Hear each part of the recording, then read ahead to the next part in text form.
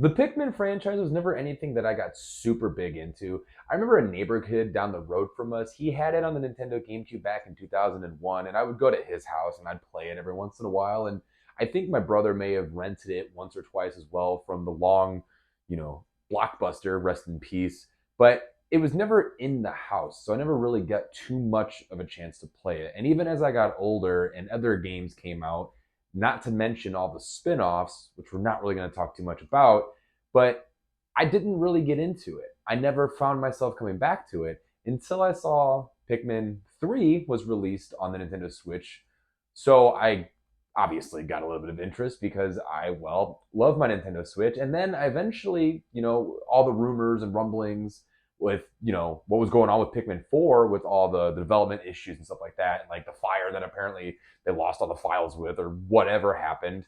And we finally got that launch trailer for Pikmin 4 where I was finally like, you know what? Maybe now as an adult, I seem to be interested in this game.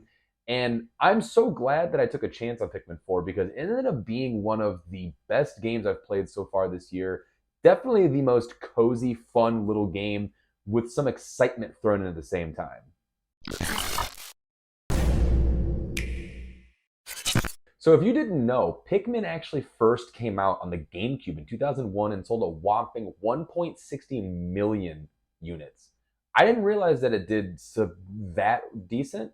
I'm not really sure what the numbers look like back then, but I have to imagine that was pretty good for a brand new IP. I mean, it was standing up next to the Metroids, the Zeldas, the Marios, stuff like that. And I mean, it clearly did enough to warrant a sequel, which actually ended up doing 1.12 million, not as much, but still pretty good. It's still in the millions, which then spawned a third game, which sold 1.27 on the Wii U and a whopping 2.23 million on the Nintendo Switch, and had a bunch of different spin-offs, including some animated short films. I didn't know about those, but there was also the Pikmin Bloom game on the phones. I think it's on both Android and iOS. Again, like I mentioned in the intro, never really played a whole lot of them, so I don't know how well those games are. But what I can tell you is that Pikmin 4 blew me away. It honestly, truly did. It came out of left field. I wasn't expecting it to be as, I don't know. I don't want to say gotcha as much as it was because it's not a gotcha game. You don't pay for things, but the gameplay loop, I guess, is really what I was trying to talk about here. Is just so intriguing and interesting, and I have a thing with day and night cycles, and the games follow a day and night cycle. And some games like Majora's Mask, I can't stand it. But then there's other games like this, or even like Harvestella, where I'm just like, oh my gosh, I got to get everything done within that day, or else the night's gonna come and I'm not gonna have anything done. It's just my OCD kicks in or something like that. I don't know what happens to me when that happens, but I just feel the need to get everything done. And so this game kind of forces me to do so. The game starts off with Olimar actually crash landing on, let me check my notes here, planet PNF 404. Okay, it's an Earth-like planet, and he crash lands, and he finds this dog named Moss. Well, you don't really know if it's a dog or not. It's a dog-like creature, but you end up bonding with it, and you're kind of just roaming around and stuff like that. And you can't really do much because you crash landed. So Olimar sends out an SOS, but right before he does, he suddenly disappears. But not only did he send out an SOS, he also sent out all of his like logs and everything from his adventures prior, like including the Pikmin and stuff like that. So then right after that, it starts off where you, the playable character, are with this group called the Rescue Corps. And guess what? You also crash land on a distant planet trying to find our good friend Olimar. We land on the same planet, PNF 404, but same exact situation happens to us. You're not exactly too sure why or what is going on, but you crash land, and it's up to you, this brand new assigned recruit to the job, who, love this, you get to create your own character. And the character designs are absolutely hysterical. Like, my guy just looks like a fat little Wario running around. I gave him red hair. He's got a thick mustache. I love it. It's so much fun. It's so stupid. It's so great. But anyway, Captain Shepard, who's leading the group, gets you out there and gets you going. And she has like this dog-like creature as well named Oatchi. I don't know. I assume it's Oatchi. But anyway, you quickly bond with Oatchi. and it becomes your companion for the rest of the game.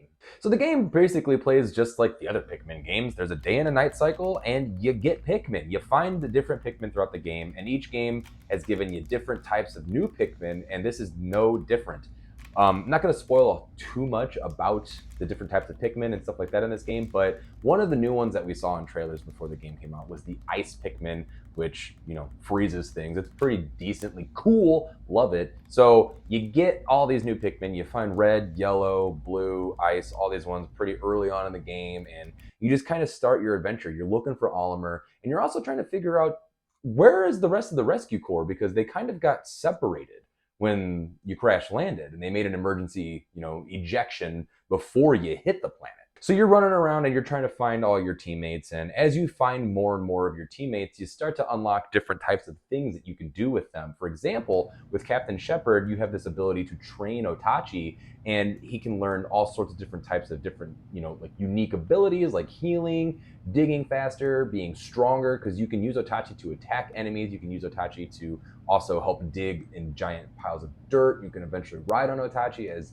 spoilers, he gets bigger. And it's not really a spoiler. We saw it in the gameplay trailer. Another one of my favorite different types of things that you can do with the Rescue Corps is one of your buddies, I can't remember his name. I feel horrible because he's actually extremely useful. Is he's like a crafter. He crafts all these different items based on the different types of materials that you find on PNF 404, and you get different things like a headlamp, which you can use underground because there's certain different little parts of the underground areas that you can't really see very well. So if you unlock the headlamp, you can see things better. And not to mention, you can buy different types of stuff, like things that will kind of help you along your journey. And it's really useful and very unique. And I thought that was a really cool thing to add to the franchise.